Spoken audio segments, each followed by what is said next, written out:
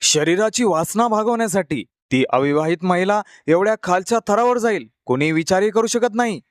सलग 3 दिवस 17 वर्षीय मुलासोबत ती लैंगिक अत्याचार करत होती।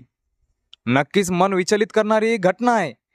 कोलकाता शहरात किशननगर भागातील घडलेली ही धक्कादायक अशी घटना आहे। शिल्पा दास वय 33 या महिलेचं नाव आहे। ती अविवाहित महिला असून मेकअप पार्लर चालवते। संपूर्ण बातमी अशी आहे की पंकज मंडल हा 17 वर्षीय तरुण 21 जानेवारीपासून बेपत्ता होता।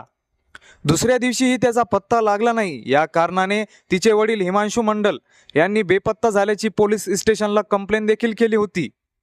पण 24 जानेवारीला रात्री 10च्या सुमारास मुलगा अचानक एकदम घाबरलेल्या अवस्थेत घरी परतला। त्याला पाहून घरच्या मंडळीचा आनंद गगनात मावेना। पण पंकज घरात येताच वडील हिमांशु यांच्या गळ्यात पडून खूपच रडायला लागला। त्याला असं पाहून घरच्यांना धक्काच बसला। त्यांनी तातडीने पोलिसांना घरी बोलावून घेतले। पोलिसांनी सविस्तर सांग असं विचारलं असता त्याने ही सर्व हकीकत सांगून सर्वांनाच धक्का दिला। तो म्हणाला, मी जेव्हा दुपारच्या वेळी किशननगर गल्ली नंबर 5 ने जात होतो तर त्या महिलेनं मला दुसऱ्या मजल्यावर बाल्कनीत उभा राहून आवाज दिला, फक्त 5 मिनिटे, थोडं अर्जंट काम आहे। मी नकार देऊन पुढे चाललो, पण तरी ती प्लीज प्लीज म्हणून मला वरती बोलावत होती। त्यामुळे मी गेलो। त्याने मला घरात घेतलं। इलेक्ट्रिक बोर्डवर एवढी पिन लावून दे असं सांगितलं। मी ते केलं। आता मी परत जाणार होतो तेवढ्यात तिने जवळ बोलावलं आणि माझ्यासमोर अश्लील हरकती करायला लागली। मी तुझ्यासाठी खायला आणते, तू बेडवर बस असं म्हणाली। मी बेडवर बसलो। तिने खाण्यासाठी आणलं। नंतर मी जेव्हा तिला जातोय असं सांगितलं तर ती आता मला बेडवर बळजबरीने पाडून खूपच अश्लील चाळे करत होती।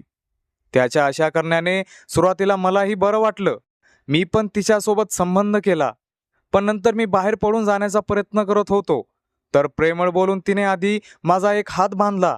मस्करी करत आहे असं बोलून त्याने बेडवर मला बांधून घेतलं आणि नंतर सतत 3 दिवस ती माझ्या शरीराने खेळत होती।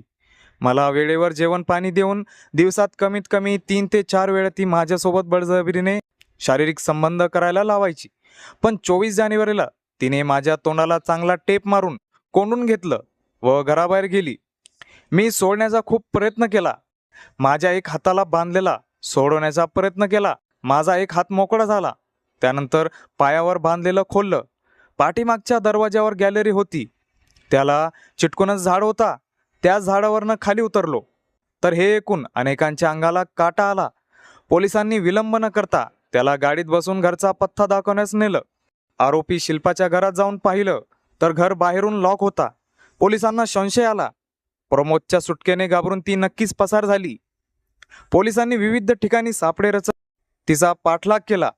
ती काही हाती लागत नव्हती। पोलिसांनी शहरातल्या सर्व छोट्या मोठ्या बसस्थानकावर व रेल्वे स्टेशनवर अधिकाऱ्यांना त्याचा फोटो पाठवला। राजनगर बसस्थानकावर ती निदर्शनास आली आणि त्याला तेथूनच बेड्या ठोकण्यात आल्या। तर अशा प्रकारे त्या वासनाधीन व राक्षसाधीन महिलेला अटक करण्यात आली। शिल्पाने आपल्या शरीराच्या वासनेपोटी जे भयानक कृत्य केलं ते नक्कीच महिलांच्या नावावर कलंक आहे।